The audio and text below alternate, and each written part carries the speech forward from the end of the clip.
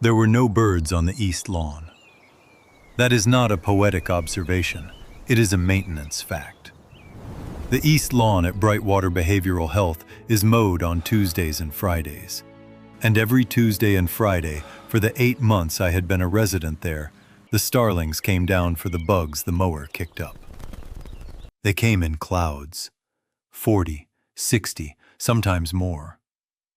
You could set your watch by them if they let you have a watch, which they don't, because watches have batteries, and batteries have lithium, and lithium can be swallowed by people in the wrong frame of mind. That Tuesday in late September, the mower went and came back, and the starlings did not. I told the orderly, a thick-shouldered man named Devereaux, who had a soft voice and a clipboard tucked under his arm like a wing, that the starlings were gone. Devereaux nodded at me the way you nod at a child, explaining the rules of a game they just made up. "You eating today, Rob?" he asked. He was already writing something on the clipboard. The blue pen moved before I answered. "There's no birds," I said again. "I'll put down good appetite. That all right?" The day room smelled like institutional coffee, and the kind of disinfectant that doesn't disinfect anything. It just covers smells with a stronger smell. I sat down on the green vinyl couch by the window. I have a spot. We all have spots. Mine is the one where you can see the parking lot and the staff entrance and the road that leads down into Halverson, Pennsylvania, which is the small town at the bottom of the hill that Brightwater sits on. Brightwater is a 48-bed private psychiatric facility, 2 stories, brick, fenced. It used to be a tuberculosis sanatorium in the 1920s. They kept the long porches. They put bars on the windows of the porches and called them sunrooms. I have schizoaffective disorder, bipolar type, with what one doctor wrote down as pronounced ideas of reference. That means I think things are about me when they are not. A song on the radio, a man crossing the street, a pattern of dead starlings. The thing about ideas of reference is that sometimes the song really is about you. Sometimes the man really is following you. The illness isn't that you notice. The illness is that you can't stop noticing. And you can't tell which signal matters and which one doesn't. So all of them matter at the same volume, which is unbearable. Which is why I was at Brightwater in the first place, on a court order, 8 months in on what was supposed to be 90 days. That Tuesday I tried to tell 3 people about the birds. Devereaux was the first. The second was Nurse Jovita Calderon, who runs the medication window in the afternoon. She is a small woman in her 50s, with 2 gold rings on one finger, and a tired patience that I have come to understand is not patience, but exhaustion shaped like patience. She handed me a small paper cup with 2 pills and a larger paper cup with water, and I held them in my palm and said, "Something is off, Jovita. The birds aren't here. The deer on the access road were standing in the middle of the road yesterday and didn't move when the van came up the hill." She watched my hand until the pills went into my mouth and the water went after them. She lifted my chin gently with the side of her thumb to make sure I had swallowed. Not unkindly, just thoroughly. "You want to talk to Dr. Hossein about that on Thursday?" she said. "I'll put a note in." "Thursday is too late." "For what, Rob?" I didn't have a word yet. That was part of the problem. The third person I told was a new admit, a thin woman named Ren Petrak, who had come in 3 days earlier after what the chart on the wall called an episode. She was 20-something, with hair dyed black at the ends and grown out brown at the roots, and she sat at the day room table doing the same 6-piece puzzle of a sailboat over and over, because the puzzles with more pieces had been put away after someone had hidden a piece in their cheek the year before. I sat down across from her. She looked up at me with the careful neutrality of a person who has learned that other patients can be a problem. "The animals are leaving," I said. "Have you noticed?" "I just got here," she said. "That's why I'm telling you. You don't have a baseline yet. You'd notice when it came back, but it's not coming back. She fit a piece into the puzzle. Sail to mast. She had pale fingernails bitten to the quick. Okay, she said. That's it? What do you want me to do, Rob? I didn't have an answer for that one either. So I went back to my spot on the green vinyl couch, and I watched the parking lot, and I counted the cars, and I told myself the thing my last therapist before Brightwater used to tell me to tell myself, which was, noticing is not the same as knowing. She had me say it like a prayer. Noticing is not the same as knowing. I said it under my breath until the words lost their shape. Outside, a maintenance man named Earl walked across the lawn carrying a leaf blower he didn't turn on. He stood there for a long minute, looking down toward the tree line where the property dropped off into the woods. Then he shook his head at nothing and went back inside. I was not the only person at Brightwater who noticed things. There was a man in the room next to mine, Hollis Beek, 63 years old, ex-truck driver, severe depression with psychotic features, who heard the building. That's how he described it. He heard the building. He could tell you when the boiler had switched cycles, when the night shift had come on, when somebody 2 halls over had started crying. I once watched him correct an aide about the day of the week by listening to which delivery truck was idling in the back lot. Hollis and I did not talk much, because Hollis did not talk much to anybody. But we had a nod we did in the hallway, and that nod was the closest thing I had to a friendship in there. That Tuesday night, Hollis stopped me by the water fountain. "You hear it?" he said. "Hear what?" "The town." I listened. I couldn't hear anything. Brightwater sits on a hill above Halverson, and at night you can usually hear the freight train that runs along the river, and sometimes the volunteer fire siren if someone in town has a bad night. That night there was nothing. No train, no siren, no dogs. "What about it?" I said. Hollis tapped his ear. "It's wrong." We stood there in the fluorescent hum of the hallway for a moment. Then the night charge nurse, a thin black woman named Felicia Okiki, came around the corner with her flashlight and clicked her tongue at us and said, "Beek, Elliot, you know better. Rooms." We went to our rooms. I lay on the thin mattress and listened to the wrongness of the town until the medication came down on me like a soft gray weight and I slept. The next morning, 2 staff didn't show up. That's not unusual in psych facilities. Burnout is constant and call-outs are constant, and the agency that supplies the per diem nurses calls in replacements who don't know the unit. But the 2 people who didn't show up that Wednesday were both from Halverson itself. One was Earl, the maintenance man, who lived 3 blocks from the elementary school. The other was a day shift LPN named Rebecca Stoll, who lived with her mother on a farm about a mile out of town. I learned this the way you learn things in a psych facility, which is by listening to the staff talk to each other while they pretend you aren't listening. While you pretend you aren't listening. While everyone in the room is listening to everyone else, and nobody admits it. At breakfast, Devereaux was on the phone in the nurses' station, and the door was propped open with a wedge, and I could hear him say, "No, I can't reach her either. I tried the mom's line and it just rings. You want me to call it in?" A voice answered, tinnier and farther away. Devereaux said, Yeah, I know. I'm just saying."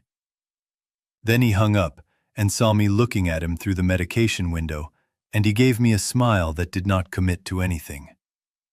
I had oatmeal. I had toast.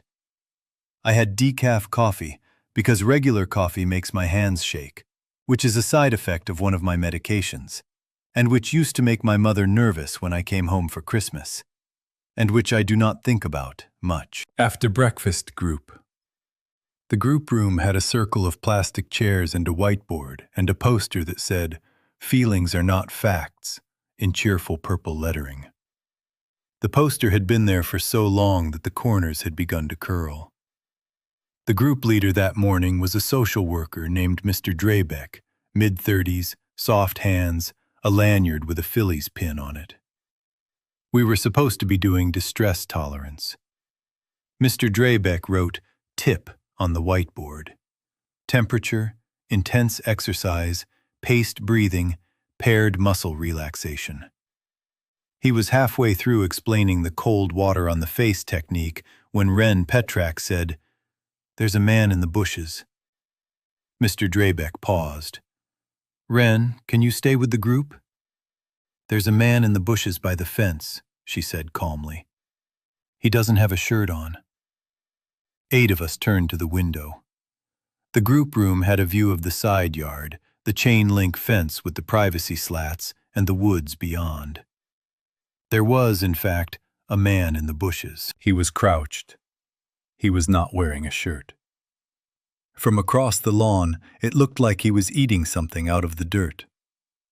Mr. Drabeck stood up slowly. He went to the wall phone and called the front desk and said, "Hi, yeah. Can we have someone do a perimeter check? We have an individual on the property who isn't.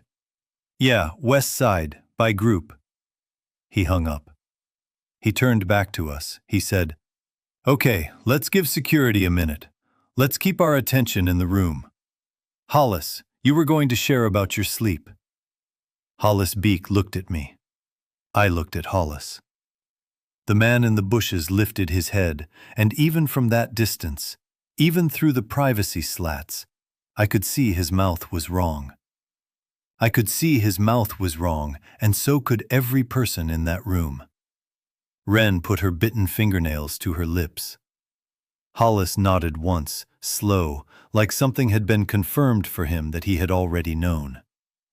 I said, "He's not lost." Mr. Drabeck didn't hear me, or pretended not to. He said, "Let's bring our attention back. Hollis, sleep." Hollis said, "I haven't been sleeping." The man in the bushes stood up and walked toward the fence. He hit it with his face. Not with his hands first, with his face. The chain link sang. He stepped back and did it again. A small fleck of something dark came off his cheek and stuck to the wire. A woman in our group, an older patient named Mrs. Yarwood, who was there for late-onset bipolar mania and who had not spoken a complete sentence to me in 8 months, said quietly, "Oh, my Lord." Mr. Drabeck went back to the phone. He didn't sit down again. The group never reassembled. 2 security guards came around the corner of the building, and one of them had a baton out, and they shouted at the man, and he turned and looked at them, and then he ran at them. They had him on the ground in under a minute. They were not gentle. He was not gentle. There was something the matter with the way he moved, like his joints had been put back in wrong. They got him zip-tied, and they walked him, half-carried him, around to the front. He was making a sound that wasn't a scream and wasn't a word. It was a long, flat note that didn't seem to need breath to keep going. After the man was gone, the group room was very quiet. Mr. Drabeck tried to bring us back to the lesson. He said something about how a disruption was a perfect opportunity to practice the skill we had just learned. Nobody did the skill. We sat in our circle of plastic chairs and stared at the bit of darkness on the chain-link fence. I caught Ren's eye across the circle. She was not looking shocked anymore. She was looking at me. She was looking at me with the careful neutrality gone, replaced by a question. After group, I went looking for Jovita.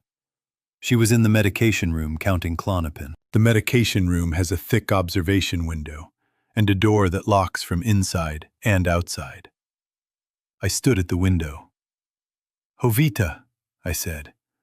"The man in the yard." "I heard," she said without looking up. "Did you see him?" "I heard." "He bit the fence." She paused her counting. She did look at me then. Her face had not changed shape, but the tiredness had a different weight in it. "Rob," she said, "how are you doing today? With everything?" "I'm doing fine," I said. "I want you to listen. 2 staff didn't come in. The animals are gone. There's no train at night. The man bit the fence. There's something going on, Jovita, and it's going to come up the hill." She closed the medication cart drawer. She came to the window and put her palm flat against it, on her side, fingers spread. "You take your morning dose?" she asked. "Yes." "You sleep last night?" "Some." "You getting any of that feeling, that everything connects feeling, you and me have talked about?" I stood there for a moment with my forehead almost touching the glass. "Maybe," I said. "Maybe a little. But Jovita, the man bit the fence." She nodded, slowly, carefully. "I'm going to put a note in for Dr. Hossein to see you today instead of Thursday," she said. "Okay? I want him to talk to you." "Okay," I said. "You go sit in the day room. You drink some water. You don't go looking out windows for a while." "Okay." I went to the day room. I sat in my spot. I did not drink water. I looked out the window. Down at the parking lot, a sheriff's deputy was talking to one of the security guards by a county car. They were standing close together. The deputy was a young man, maybe 25, and he kept touching the radio on his shoulder, and his other hand kept drifting to the grip of his sidearm and then drifting away again, like he didn't know he was doing it.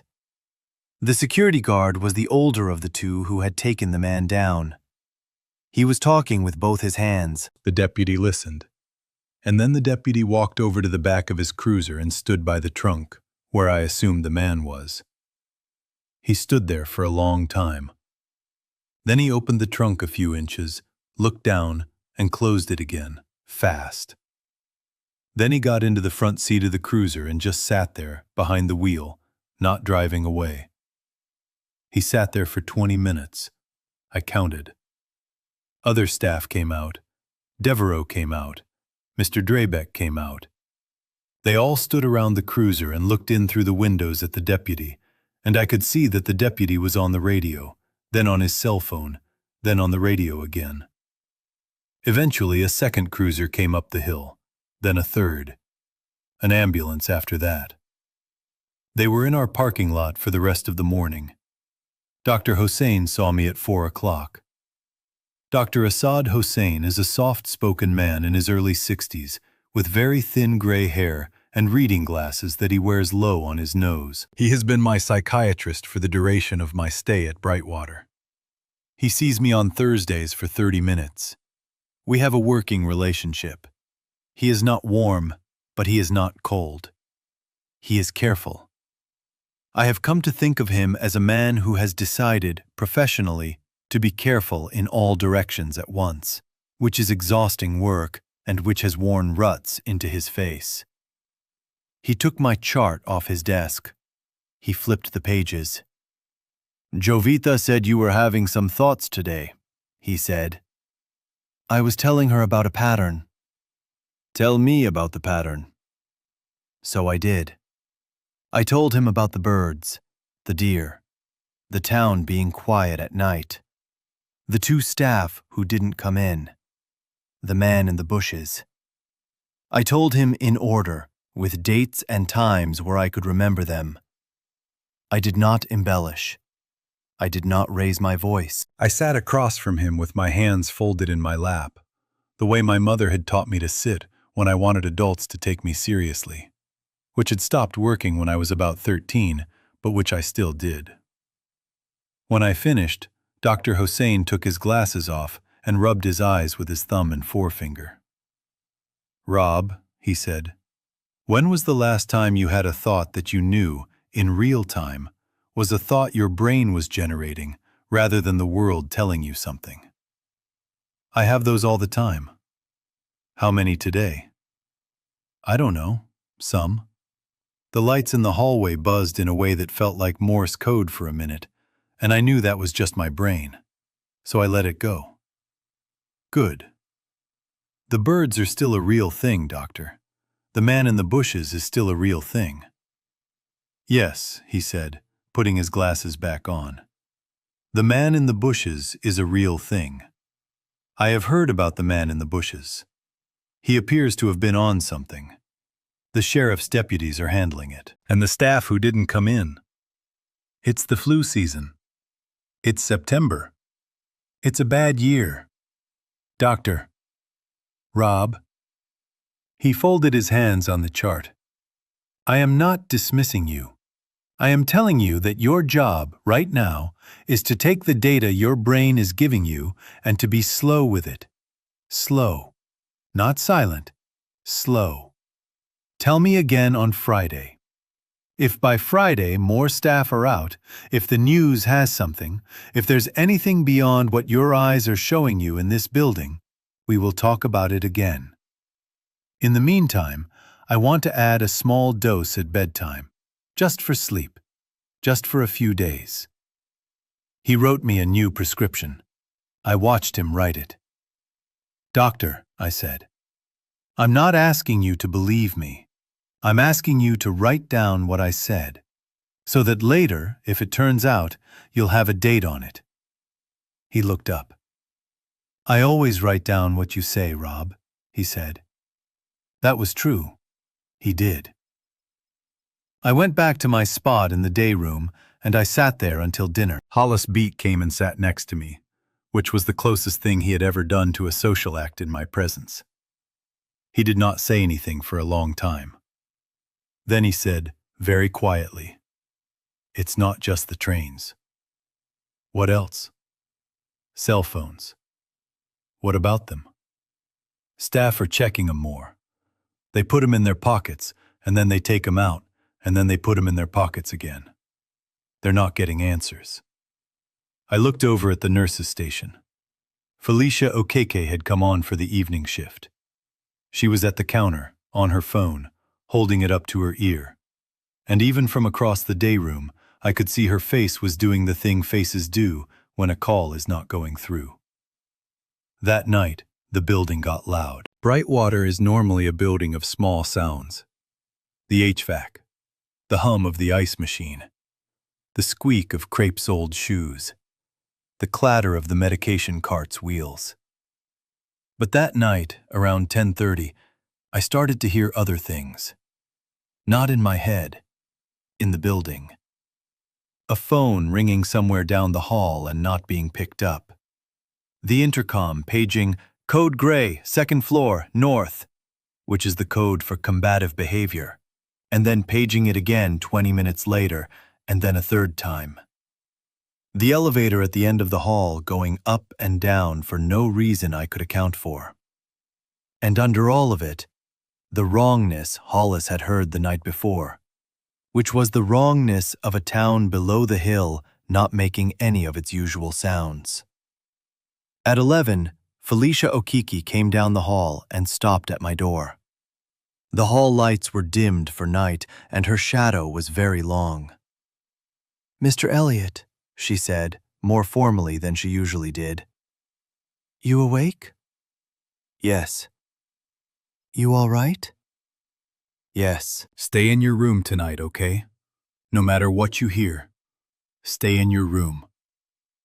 She didn't wait for an answer. She kept going down the hall. I heard her knock on each door and say something similar to each person. By the time she got to the end of the hall, the building felt smaller somehow, compressed. I did not stay in my room. I went and stood at the door and listened. At 11:45, I heard a man scream on the 2nd floor. It was not the scream of a patient in distress. I have heard a lot of patient screams. They have a particular signature, even at their worst. They are afraid screams, or hurt screams, or angry screams. They are still inside the human range. This scream was outside that range. It was the same flat, breathless note the man in the bushes had been making. It was longer. I heard running. I heard a door slam. I heard a voice. Devereaux's, I thought, but I wasn't sure, shouting, "Get her off him! Get her off him!" I heard furniture move. I heard a thump against a wall, very hard, very close to where I was standing. I heard Felicia Okiki say, in a voice that was not pretending anything, "Lock the unit. Lock the unit now." The fire door at the end of our hall closed. The magnetic lock engaged with its distinctive low click. The hallway went quiet. We were sealed in our wing. I went to the window. The parking lot below had 3 or 4 cars in it that hadn't been there an hour earlier. People were standing outside their cars. 2 of them were leaning on each other. One was sitting on the asphalt. The streetlights flickered. Down the road toward Halverson, the sky had a low orange smear to it. Not sunset orange, not dawn orange, fire orange. I went back to my bed, and I sat down on the edge of it, and I put my face in my hands, and I tried to do the thing Dr. Hossein had said. Slow, slow. Take the data. Be slow with it. The data said that something was eating my hometown. I did not sleep. In the morning, the unit did not open at 7. Breakfast did not come at 7:30. MedPass did not come at 8. At 8:15, Ren Petrak came out of her room and stood in the hallway and said, to no one in particular, "Is anyone going to feed us?" There were 9 of us on the south wing of the 2nd floor. Hollis Beek, Ren Petrak, Mrs. Yarwood, a young man named Anselmo Vargas, 20, first break psychosis, who had only been there 4 days. A middle-aged woman named Karen Lipscomb, severe OCD, who had a complicated system around touching doorknobs. A quiet older black man named Mr. Reuben Salas, depression with anxious features, retired postal carrier, who I had probably exchanged 40 words with in 8 months and had liked every one of them. A heavyset woman named Tegan Morrow, borderline personality disorder, who could be sharp and could be kind, and was sometimes both in the same sentence. Me. And a patient on a 1-to-1 for self-harm risk, who I will not name because she didn't talk to anyone but her tech, who was not there that morning. We came out of our rooms in a loose, uneven group. We stood in the hall. We looked at the locked fire door at the end. We looked at the medication room, which had its observation window shuttered from inside. We looked at the nurse's station, which was empty. "Where is everyone?" Anselmo said. He was breathing fast. "Probably busy," Karen said. She was holding her elbows. "With what?" Nobody answered him. I went to the nurse's station. The half door was unlocked, which it was not supposed to be. I pushed through. There was a coffee cup on the counter with lipstick on the rim, still half full, gone cold. There was a phone off the hook, dangling on its cord, swinging slightly. There was Felicia Okeke's cardigan on the back of the chair. There was a single shoe under the desk, a white nursing clog. It was upright, neatly placed, as if she had taken it off on purpose. I picked up the phone receiver and put it to my ear. There was no dial tone. There was no busy signal. There was the long, particular silence of a phone line that has been disconnected upstream. Behind me, Tegan said, "Rob, what are you doing back there?" I came back out. I closed the half door. "There's no one in there," I said. "Yeah, we can see that, Rob." "I mean, there's no one anywhere we can see. The locked door at the end is the fire door. They locked us in on purpose last night." "Why would they do that?" "To keep us safe." "From what?" I looked at her. I looked at all of them. 8 faces in a fluorescent hallway, in a building above a town with an orange sky. "From what was in the rest of the building," I said. I have to tell you what happened next, not because I am proud of it, but because it matters. Tegan Morrow laughed. Not a cruel laugh, a reflexive one, the way a person laughs when something doesn't fit. She said, "Okay, Rob, okay." And she walked back into her room and closed the door. Karen Lipscomb followed her, then Anselmo. Then Mrs. Yarwood, who had not said anything at all, but who shook her head at me a little as she went. Hollis Beek stayed. So did Ren Petrak. So did Reuben Salas, leaning on the wall with his arms crossed. So did the one-to-one patient who stood in her doorway and watched all of us without seeming to focus on any of us. Hollis said, "What's the play?" "I don't know yet." "You always know." "Hollis, I don't always know anything." "You knew about the birds." Reuben Salas cleared his throat. He had a voice like the bottom of a register that he did not often use. "I'd like to know what's in our medication room," he said. "I take a heart pill. I miss a heart pill. I have a problem." Ren said, "I want to know if there's food." I stood there with 3 people watching me, and 1 woman watching nothing in particular from her doorway, and the rest of our hall behind their closed doors, and I felt the old feeling come up in me, the everything connects feeling Jovita had asked about. The feeling that everything in the room was pointing at me. The feeling that I was being asked a question I had been being asked for years and had failed every time. I said, "Okay. Reuben, you and I will try to get into the medication room. Ren, you go through the kitchenette and see what's there. Hollis, you stand at the fire door and listen." Ren said, "Why are we listening to you exactly?" "You don't have to." She thought about that for a second. Then she nodded once and went toward the kitchenette. Reuben and I tried the medication room door. It was locked. Of course it was locked. The medication room is always locked. The whole point of a medication room is that it is locked. The key was on Felicia Okiki's lanyard, and Felicia Okiki's cardigan was on the chair, and her shoe was under the desk, and she was not in the building. Or she was in the building somewhere we could not get to.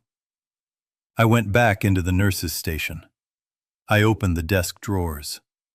The top drawer had pens and rubber bands and a tin of mints and a post-it pad with a number written on it in pencil, an inside extension.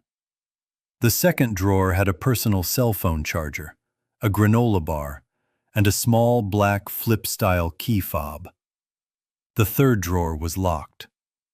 I picked up the flip key fob.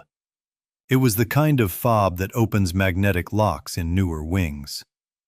The unit's fire door at the end of the hall was an older mechanical lock, not magnetic. The med room was a key lock, not a fob. The fob would not help. But there was a hook on the wall behind the chair. The hook had a label under it that said, "Night Charge." There were no keys on it. I started to look on the floor. I looked under the desk, near the shoe. I looked behind the trash can. I looked in the trash can. I looked along the kick plate at the base of the counter. And there, half tucked under the cardigan on the chair, behind the seam, was a small jangle of keys with a Brightwater Behavioral Health keyring. Felicia Okiki had taken her shoe off and tucked her keys into her sweater. On purpose.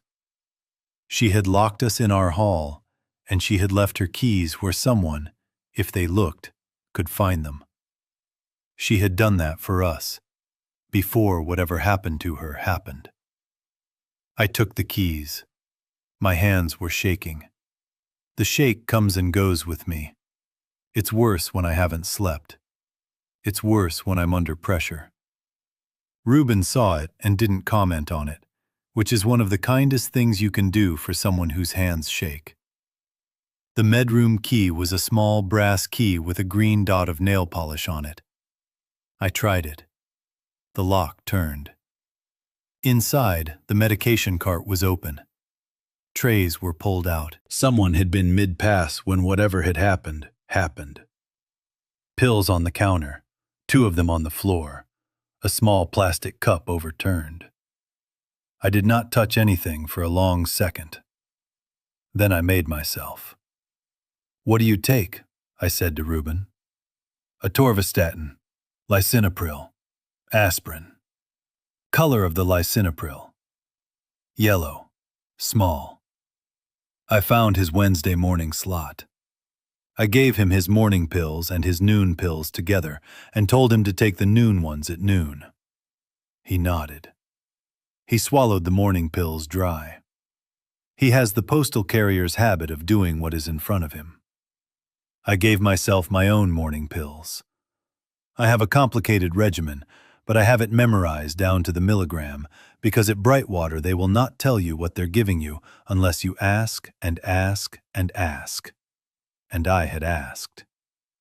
Olanzapine, lithium, a small dose of an antidepressant that I do not think does anything, but Dr. Hossein likes to have me on it. I took them. I felt the small reassuring lump of the pills going down. And then I made a decision that I am still not sure about. I went through the medication cart drawer by drawer, and I made a small bag, a paper laundry bag I found under the counter, of everyone's morning doses, and lunch doses, and bedtime doses, for the next 3 days. I read the labels. I matched the drawers. I did not improvise. I took what was theirs, and I left what was not. Reuben watched me. He said, "Son, that's a lot of pills." "It's 3 days for 9 people." "You know what you're doing." It was not a question. I answered it anyway. "I've been on a unit for a while. I've watched a lot of med passes." He nodded. He said, "You taking anything that's not yours?" "No." "All right." I locked the med room behind me. By then, Wren had come back from the kitchenette with a report. There was bread. There was cereal. There was a half-gallon of milk that smelled all right, but probably wouldn't by tomorrow. There was peanut butter. There were apples in a plastic bin and bananas going brown. There was the locked supply closet where the larger stores were kept and which she could not open. I told her to come find me when she needed the key. She said, "You're keeping the key?" "Yes." She watched me a second. Then she said, "Okay." Hollis came back from the fire door. "Quiet on the other side," he said, "until about 5 minutes ago. Then somebody pushed on it from the other side once and went away." "Pushed how?" "Steady, like a kid leaning, not a slam." "Did they say anything?" "No." I felt the everything connects feeling come up again. I held my ground against it. Noticing is not the same as knowing. I made myself ask, what would a person who is not me, who is not sick, who is not in this hall, what would they think about a steady push on a fire door without a voice on the other side? A person not in this hall would think nothing of it. A person in this hall would think it was a person on the other side who had forgotten how to talk. I told Hollis to keep listening. I told him to come find me the second he heard anything else. I went down the hall and I knocked on Tegan Morrow's door. She opened it a crack. Her eyes were red. "What? You take your morning meds, Tegan?" She was quiet a long moment. Then she said, "I was supposed to at 8. "I have them." She opened the door wider. She let me come in. I gave her her morning dose. She didn't ask how I had them. She took them with water from her bathroom sink. She sat on her bed.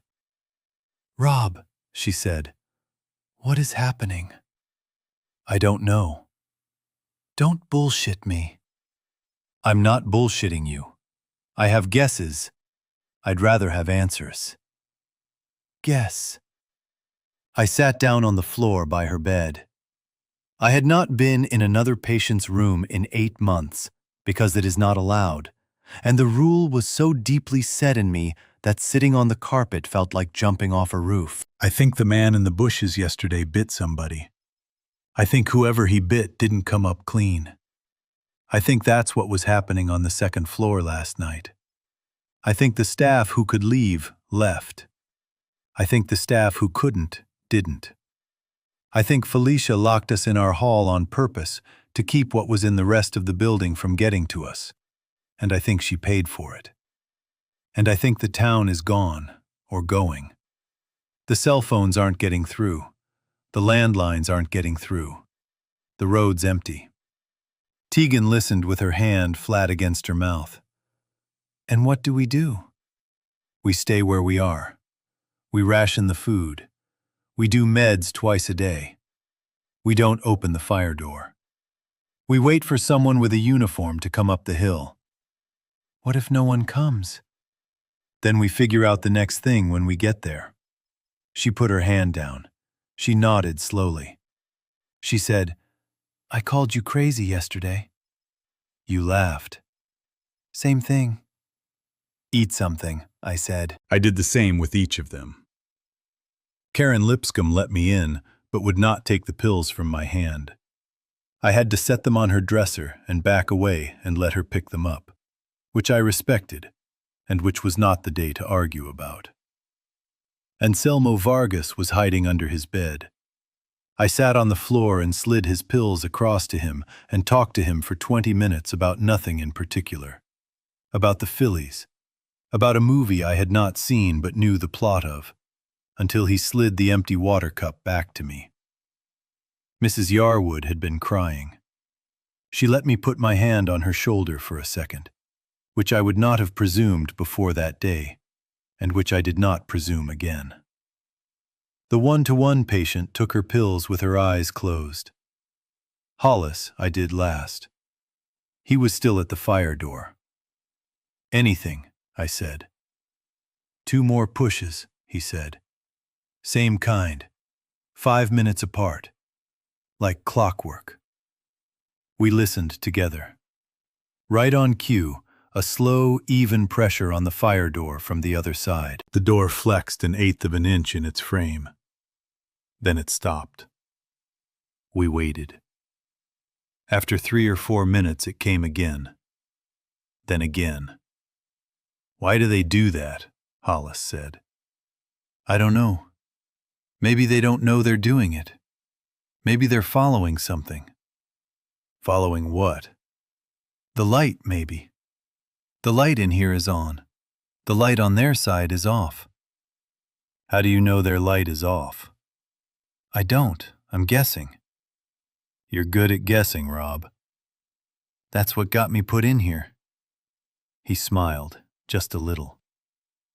We stood at that door for the better part of an hour, listening to the slow, regular push, when I noticed something that I have thought about every time I have eaten a meal since. The push was not random. It was on a count. I started timing it. I did not have a watch. I counted Mississippi's. The pushes were exactly 112 seconds apart. Every time. Not 110, not 115, 112. I told Hollis. He listened with me through 3 cycles. He nodded. What is it counting? He said. Itself, I said. It found a rhythm. It's holding it. That was the moment I started to be afraid in a different way. Up until that moment, I had been afraid the way you are afraid of weather. After that moment, I was afraid the way you are afraid of an animal that has learned a thing it should not have been able to learn.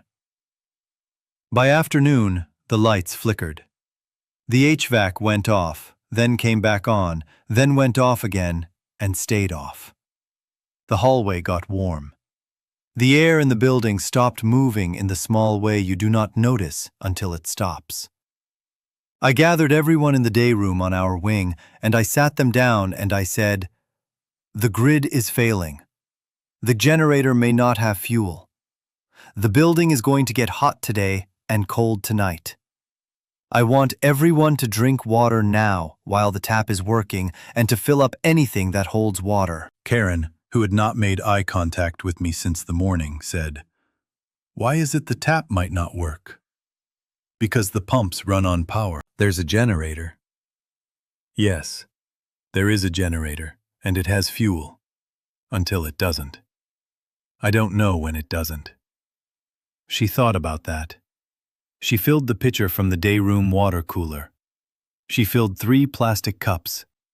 She filled the empty milk jug from breakfast. She did all of this without making eye contact with me, and that was fine. By evening, the fire door pushes had stopped, replaced by a soft, slow scraping that I did not want to think about. The intercom paged something we could not make out, and then it stopped paging anything at all. The hallway lights cut out around 7, and the emergency lights came on. Those small, ugly fluorescent strips at floor level that throw everyone's face into shadow from underneath. We ate dinner in that light. Peanut butter on bread. Apples. The last of the milk divided into 9 cups. After dinner, I did the bedtime meds. I had gotten more confident at it. Reuben asked for his lisinopril and his aspirin and looked me in the eye when I gave it to him. Wren accepted hers without a word. Anselmo came out from under his bed for them and stayed out, eating crackers at the day room table, his hands trembling, but his face calmer than it had been all day. Mrs. Yarwood patted my forearm. Tegan said, "Thank you," and I am not exaggerating when I say that the word landed in me like a small, bright object I had not been carrying anything to put down. I did not sleep that night either. I sat in the day room in my spot on the green vinyl couch, and I watched the parking lot. There were 2 more cars in it now. Their doors were open. One had its dome light on, which would eventually drain its battery. Around 2 in the morning, a single figure walked across the parking lot below. The walk was wrong, the way the man in the bushes had been wrong. Loose joints, head at an angle. The figure stopped under one of the dead streetlights and looked up at the building. I do not know if it could see me. The emergency lights inside were low. The figure stood there a long time, and then it walked on, around the side of the building, out of my sight. The orange smear in the sky over Halverson had grown larger and brighter. I could now see, when I focused, the silhouette of the church steeple on Front Street. The church was on fire. I thought about my mother in Wilkes-Barre, 40 miles away, who was 81 and used a walker. I had not seen her in 6 months. I had asked her not to come because I did not want her to see me at Brightwater. She had honored that. She was very good at honoring things I asked her to do, even the wrong ones. I thought about Dr. Hossein, who had said he would write down what I said. I thought about Jovita, who had put her palm against the glass. I did not let myself think about Felicia Okiki's one shoe, neatly placed under the desk. Around 4 in the morning, Hollis came and sat next to me. He didn't speak. We watched the orange light together. After a long time, he said, "Rob, tomorrow we should figure out about the windows." "What about them?" "They open 4 inches. That's enough to drop a sheet out of. Tied sheets you can climb." 2 stories? "Yes." "Where would we go?" "That's not for tonight," he said. I looked at him. In the floor-level emergency light, his face looked 63 years old, which it was, and also 100 years old, which it was not. "Hollis," I said, "why are you helping me?" He shrugged in the way old men shrug. "You were right about the birds." I did not sleep that night. I did the math anyway. There were 9 of us. The fire door had a magnetic lock that was now running on generator power. When the generator failed, the magnetic lock would fail.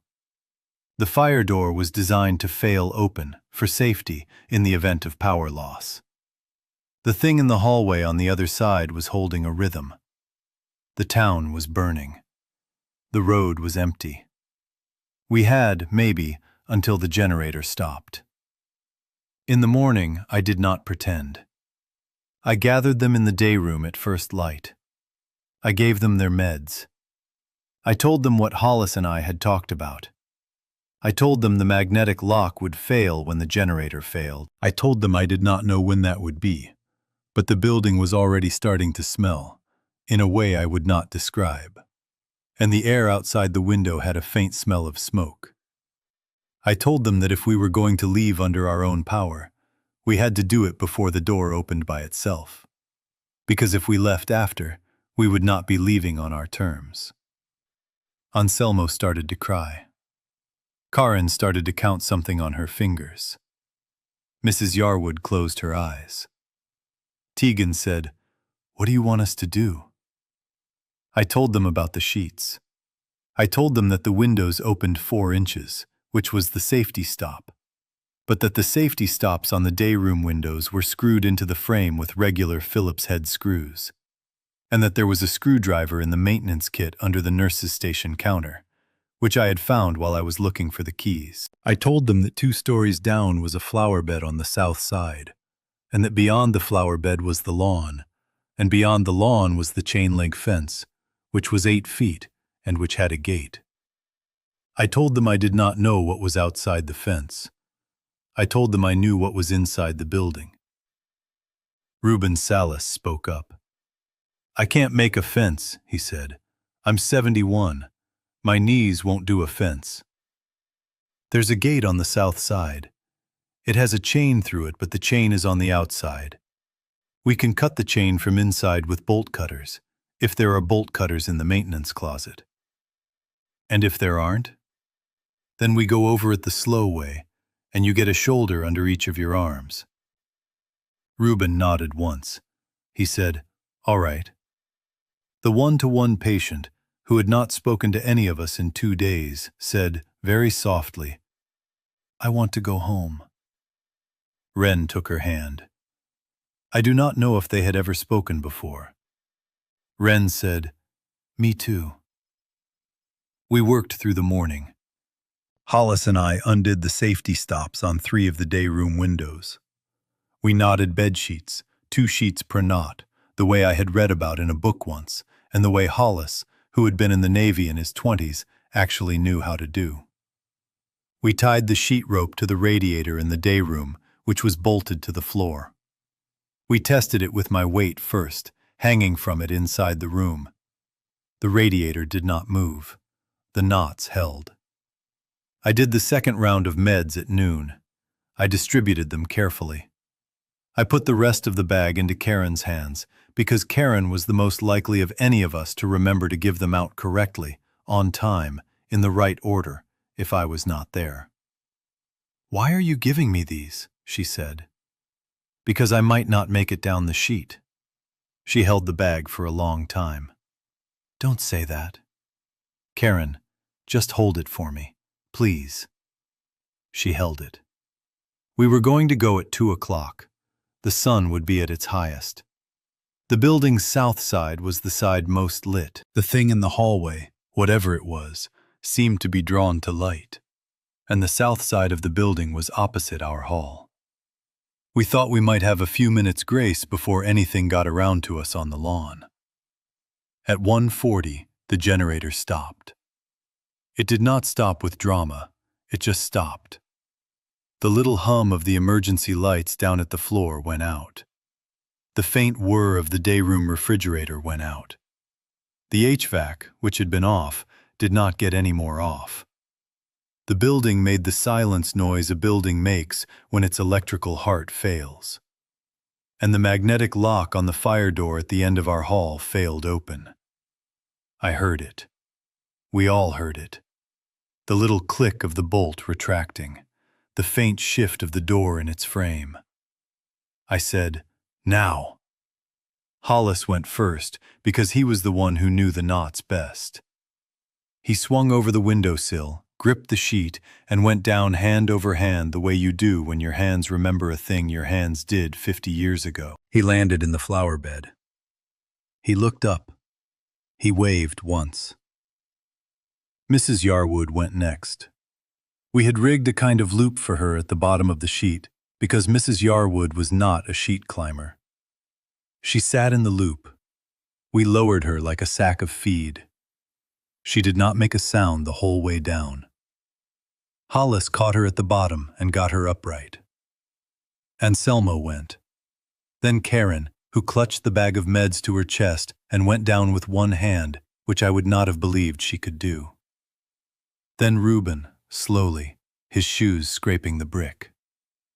Then Tegan, who was strong and fast and who looked back at me once before she swung over. Wren and the one-to-one patient were left, and me. Down the hall, I heard the fire door push open. Not a slam, a slow, even push. 112 seconds, I thought, even though no one was counting anymore. Go, I said to Wren. She went. She was small and quick.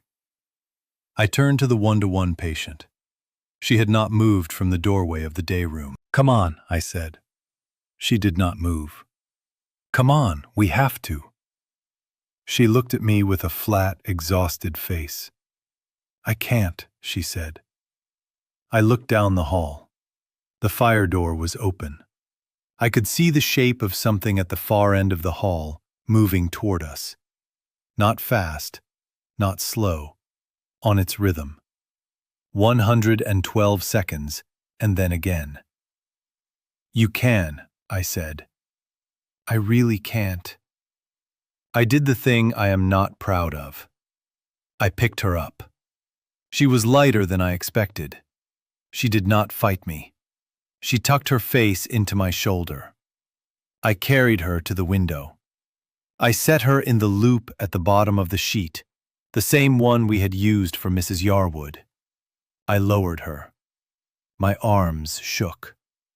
Hollis took her at the bottom and set her on her feet, and she stood, swaying, and Wren put an arm around her, and I saw her face turn up toward the window and toward me, and her eyes were not flat anymore. I went last. I went down the sheet in the way Hollis had gone, except my hands were not a sailor's hands. They were a mental patient's hands. 20 pounds overweight from medication, twitchy from lithium, soft from 8 months of plastic forks. I came down faster than I meant to. The brick scraped my left palm raw. I landed hard. I stood up. I did not look back at the window.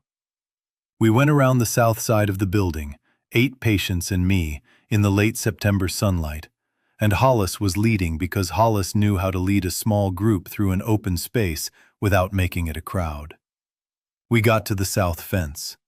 The bolt cutters were not in the maintenance closet because I had not been able to get to the maintenance closet because the maintenance closet was on the other side of the fire door.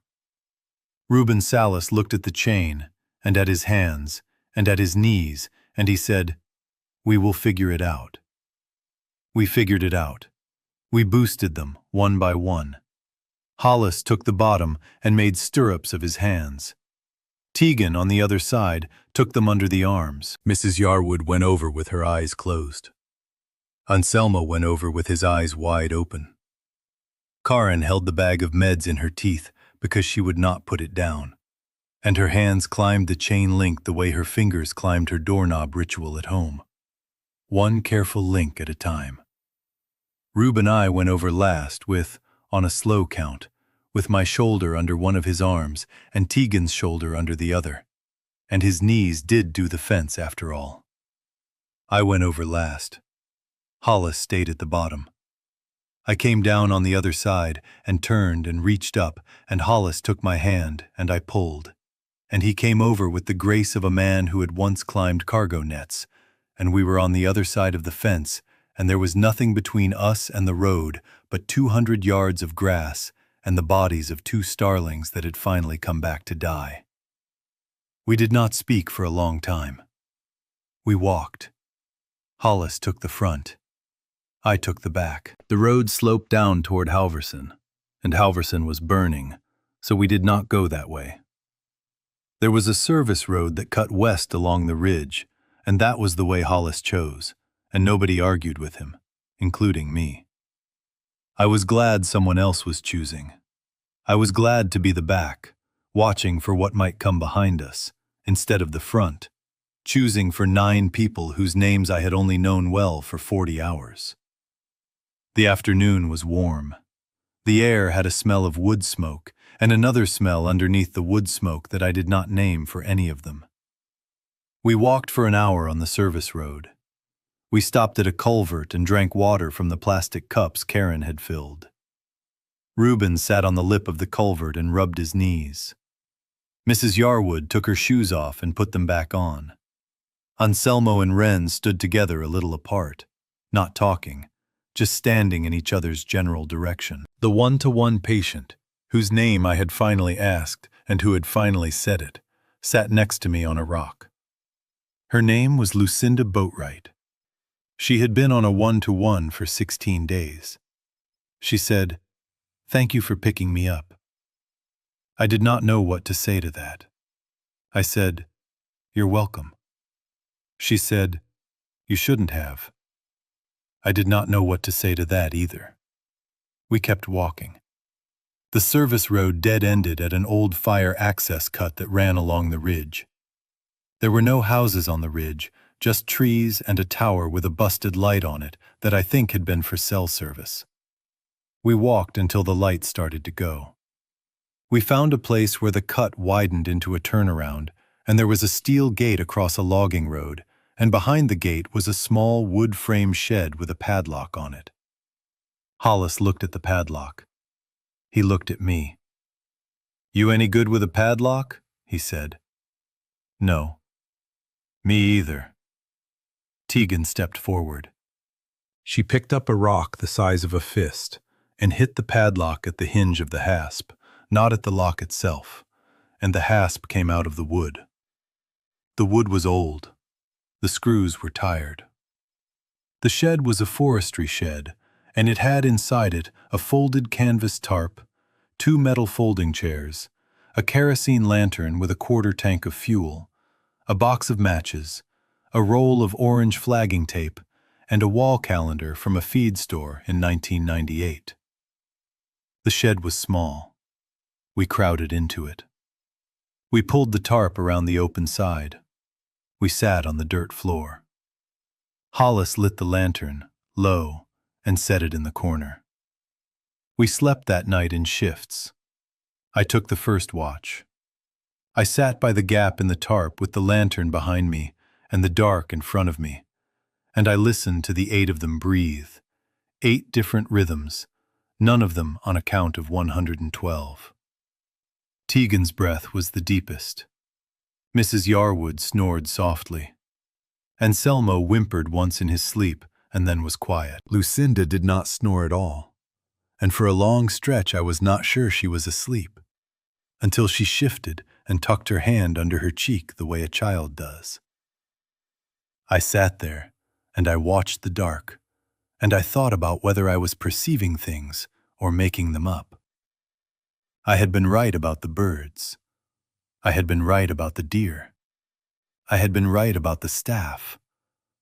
I had been right about the man in the bushes. I had been right about the magnetic lock. I had been right about the count of 112 seconds, which I could still hear in my head if I let myself, and which I did not want to let myself. I had also, in the last 2 days, thought several times that the fluorescent lights at Brightwater were sending me coded messages, and I had not said it out loud because I knew it was not real.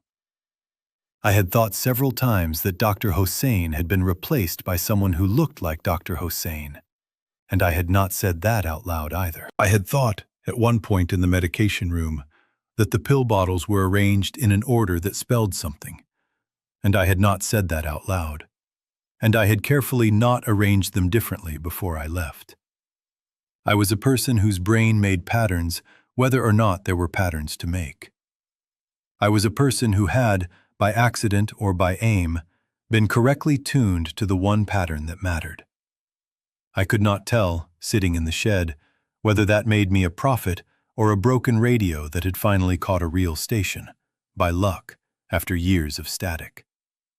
I could not tell, and I was not going to be able to tell, and I had to keep being the person 8 other people had walked behind anyway. Around 2 in the morning, Wren woke up to take her watch.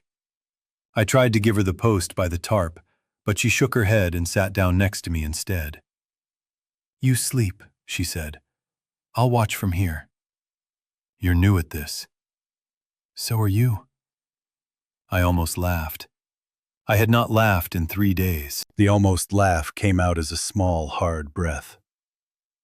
"Rob," she said, very quietly so the others wouldn't hear. "Can I ask you something?" "Yes." "How did you know?" I looked at her. The lantern lit the side of her face in the orange way lanterns do.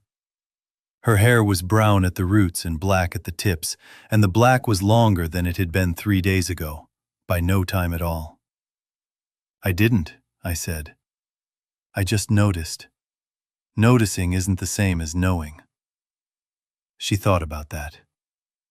"Then what made you tell people," she said, "if you didn't know?" "Because I notice everything," I said.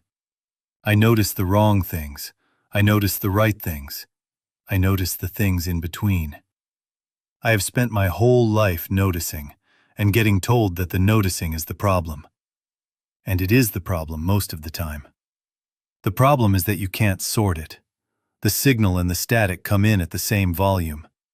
So you tell people anyway. You tell people about the birds and the deer and the man crossing the street and the song on the radio and the lights in the hallway.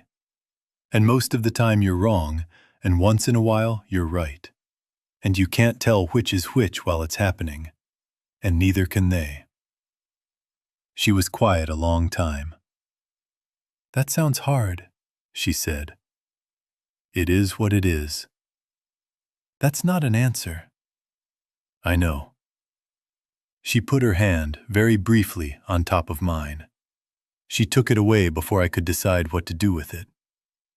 "Sleep," she said. "I've got the door." I slept. I dreamed about the starlings. In the dream, they came back, and they landed on the east lawn at Brightwater, and they ate the bugs the mower had kicked up, and the building behind them was empty and quiet, and there was no smoke in the sky. I woke up to the sound of Hollis Beak coughing. He was sitting up. He had his hand on his chest. He was looking down at his other hand, and there was a small amount of blood on it from where he had coughed into it. "Hollis," I said. "It's fine," he said. "It's old." "You're bleeding." "It's old, Rob. I've coughed up old stuff for 10 years. He showed me. The blood was dark, almost brown, the kind that comes from somewhere it has been sitting. He was right. It was old. But Hollis Beak was 63 and had walked a long way uphill the day before, and his face in the lantern light was the color of paper, and his lips were a color I did not like. "Hollis," I said, "how long have you not been telling people?" "You sound like a doctor." "I am not a doctor." "I know. That's why I'm telling you. I have a bad ticker, Rob. I have a bad lung. I have had a bad ticker and a bad lung for a long time. I came to Brightwater because my daughter put me there after my wife died, and I let her, because I did not want to die in my own kitchen and have her find me. I did not want her to be the one who found me." He coughed again. "If she finds me at Brightwater, I am sorry, and she will be sorry. But she will not be alone." I sat there with him for a long time. "Hollis, we can carry you." "You can carry me a 1/4 mile. Then you cannot carry me." "Rob, I made the knots. I made the knots so the rest of you would go down them. I am very glad I made the knots." "Hollis," State road 2 miles north of here, through the trees. I know this country. I drove these roads for 31 years.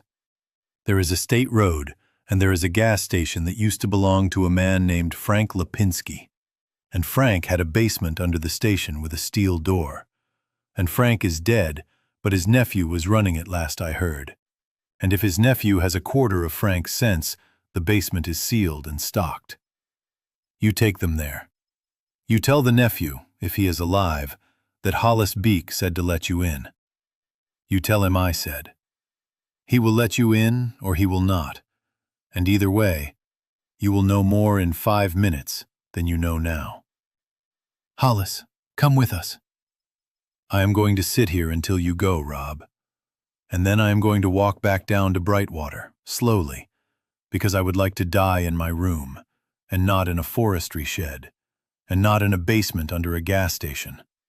And I have a right to choose where I die. I have a right, and you are not going to take it from me. I did not say anything for a long time. Then I said, Hollis, if I leave you here, I am going to spend the rest of my life thinking I left you.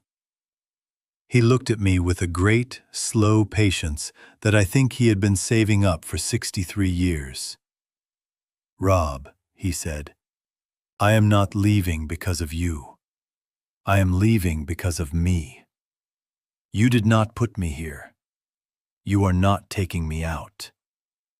You are doing the thing in the middle, which is keeping 8 other people walking. That is the only thing you have to do. You hear me? I hear you. Say it back. I am keeping 8 other people walking. Good. He coughed once more. He smiled a little around the cough. You were right about the birds, he said. I did not say anything. I could not. In the morning, we left Hollis in the shed with the lantern off and the tarp pulled back so he could see the trees. He waved once from where he was sitting, and I waved back. And then we went north through the woods, 8 of us, and Hollis Beek stayed in the shed.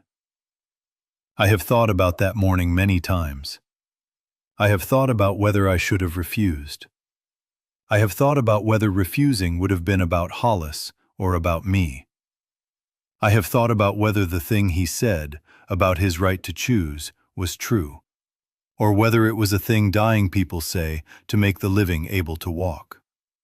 I think it was both. I think a lot of things can be both. We walked 2 miles north through the woods. The woods were quiet in a way that was not the old quiet. There were no squirrels. There were no jays. The wind moved the tops of the trees, and the bottoms of the trees were still. And we walked through the stillness in a loose single file, Tegan at the front because Tegan had a clear sense of direction, and me at the back. We came to the state road. It was empty. There were 2 cars in a ditch about half a mile down, with their doors open, and we did not go to look at them. We turned the way Hollis had said, and we walked along the shoulder for another 40 minutes until we came to a gas station with a sign that said Lipinski's in old red letters, the I and the Y mostly faded out, and a single pickup truck parked behind the building. I went up to the door of the station first. The door was locked.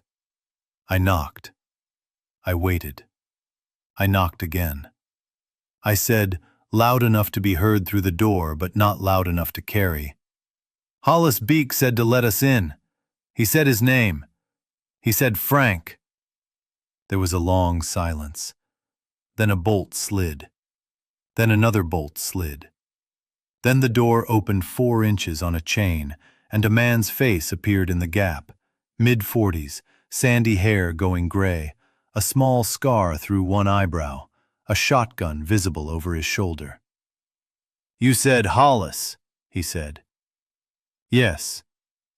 Where is he? He stayed behind. The man closed his eyes for a second. He opened them.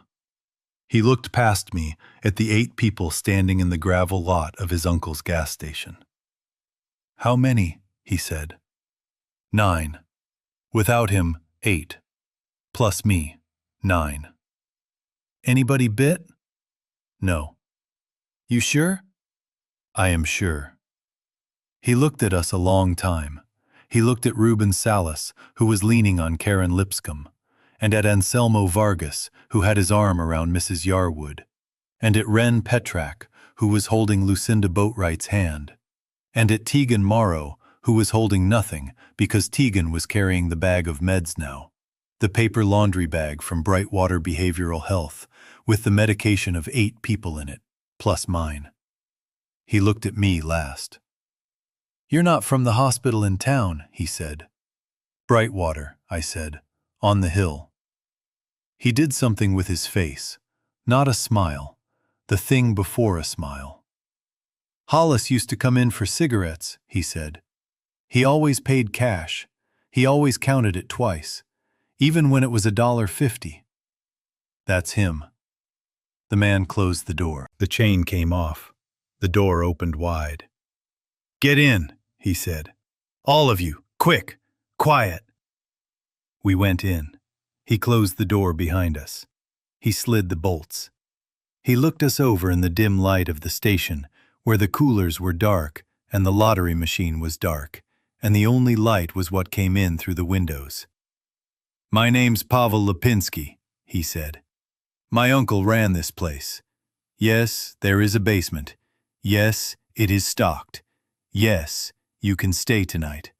I don't know about tomorrow. Tonight is fine, I said. He looked at me again, longer this time. Who are you? He said. I almost said my name. I almost said, my name is Rob Elliott, and I am a patient at Brightwater Behavioral Health, and I have schizoaffective disorder, bipolar type, and pronounced ideas of reference. And I noticed the birds were gone 2 weeks before anyone else noticed anything. And the rest of these people walked behind me out of a building because they did not have anyone else to walk behind. And I do not know if that means I am well or if I am sick in a way that finally lined up with the world. Instead, I said, I'm the one Hollis told to come. Pavel Lipinski nodded once, slowly. He said, All right, that'll do. He led us to the back of the station, behind the counter, where a steel door was set into the wall at floor level. The kind of door that looks like it belongs to a meat freezer. He opened it. There were stairs going down. He gestured. We went down, one by one, into a basement that smelled of concrete and kerosene and the faint, dry smell of old tobacco.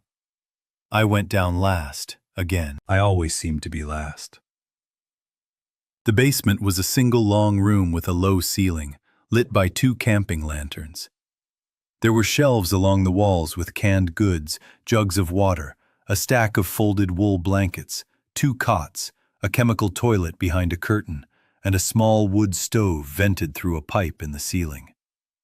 There were 8 of us going to be sleeping on the floor that night. There were going to be questions about whether tomorrow we could stay, or whether Pavel Lipinski would decide we were a risk he could not carry, or whether the 8 of us would be too many for the basement under a gas station in a county where the church on Front Street was on fire. But that night, the floor was solid. The lanterns were lit. The door was bolted from inside. The 8 people I had walked out of Brightwater with sat down on wool blankets and looked at each other in the soft light. And Karen Lipscomb opened the paper laundry bag and began, methodically, to lay out the evening medications by name and dose on the concrete floor in front of her, in the order she remembered, because Karen remembered orders. I sat down by the wall. I watched her hands move. My own hands were shaking from the climb and from the walk and from the brick scrape on my palm and from 20 different other things. Ren came and sat next to me. She did not say anything. She put a wool blanket over my shoulders and one over her own. After a while, she leaned her head against the wall, and after a longer while, she leaned it against my shoulder. I sat very still. I do not know what I am now. I want to put it down plainly. I do not know if I was perceptive or if I was sick in the right direction at the right time. I do not know if the count of 112 seconds was a real pattern in the thing on the other side of the fire door, or if it was a pattern my brain put there, because my brain has been putting patterns on things since I was a boy. I do not know if Hollis Beek stayed because he was dying or because he was tired, or whether those are the same thing in a 63-year-old man at the end of the world. I do not know if Felicia Okiki took her shoe off on purpose, or if it came off in a struggle, or if I have built a small story around a single shoe because I needed the woman who locked our hall to have meant to leave us her keys. I do not know if Dr. Hossein wrote down what I said. I do not know if it matters that he wrote it down. I know that there are 8 people on the floor of a basement under a gas station because I noticed the birds. I know that there are 8 people on the floor of a basement under a gas station because Hollis Beek taught me the knot, and because Felicia Okiki tucked her keys into her sweater, and because Ren Petrak asked me a question and listened to my answer, and because Karen Lipscomb counts things, and because Tegan Morrow hits things with rocks at the hinge of the hasp instead of the lock itself. I know that I am still hearing the count, sometimes, when it is quiet. 112 seconds. I do not know if I am hearing it because it is in the world, or because my brain made it once, and now it lives in me. I know that I do not feel like a person who saved anyone. I feel like a person who got tired in a different room than the room I used to get tired in. Pavel Lipinski came halfway down the stairs and sat on the step and watched us. And after a while he said, to no one in particular, "Hollis was a good man. I'm sorry." Karen, without looking up from her medications, said, "He is a good man." Pavel looked at her. He nodded slowly. He went back up the stairs. We took our evening meds. I took mine. Ren took hers. Mrs. Yarwood took hers and patted my hand. Anselmo took his and asked, in a small voice, if he was allowed to take a second blanket. Lucinda Boatwright took hers and looked at me across the basement, and her eyes were not flat. They had not been flat since the loop at the bottom of the sheet. And I do not know what is going to happen to any of us tomorrow. I do not know what I am. I am a man named Rob Elliott. I was a patient at Brightwater Behavioral Health. I noticed the birds were gone. I told people. They did not listen, and then they listened, and the listening did not feel like vindication. It felt like a weight changing shoulders. I am sitting against the wall of a basement under a gas station, with a wool blanket over my shoulders and another woman's head on my arm. And I am hearing, very faintly, in the back of my mind, a count. 1, 2, 3. I let it go. I make myself let it go. I close my eyes. Outside, somewhere up the hill, the church on Front Street is still burning, and the starlings are not coming back. And a man named Hollis Beek is sitting in a forestry shed with the tarp pulled back so he can see the trees. And tomorrow, we will figure out the next thing when we get there.